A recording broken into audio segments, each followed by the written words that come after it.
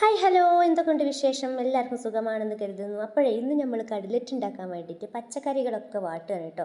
എന്നിട്ട് അതിൽ മസാലകളൊക്കെ ഇട്ട് കൊടുത്തിട്ടുണ്ട്. അപ്പോൾ കുഞ്ഞാണിയൊക്കെ സഹായിക്കാമെന്ന് പറഞ്ഞിട്ടുണ്ട് കേട്ടോ കട്ലറ്റ് ഉണ്ടാക്കാൻ വേണ്ടിയിട്ട്.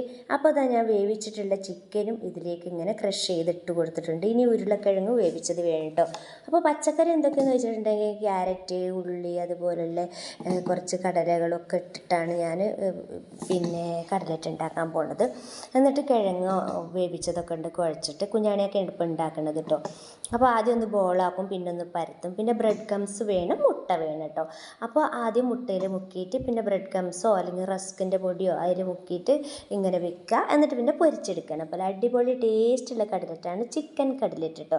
പച്ചക്കറി എന്തും ഇതിലേക്ക് ഇടുക, ചിക്കനും കുറച്ച് വേണം. നിങ്ങൾ കണ്ടില്ലേ ചിക്കൻ ക്രഷ് ചെയ്തിട്ടത് കണ്ടില്ലേ? അപ്പോൾ കുഞ്ഞാണിയൊക്കെ തന്നെയാണ് ചുടുന്നത് കേട്ടോ. അപ്പോൾ വീഡിയോ എത്രയുള്ള കൂട്ടുകാരെ, വീഡിയോ ഇഷ്ടമുണ്ടെങ്കിൽ ലൈക്ക് ചെയ്യുക, ഷെയർ ചെയ്യുക, സബ്സ്ക്രൈബ് ചെയ്യുക. അപ്പോൾ പുതിയ വീഡിയോയുമായി വരുന്നത് എല്ലാവർക്കും ടാറ്റാ.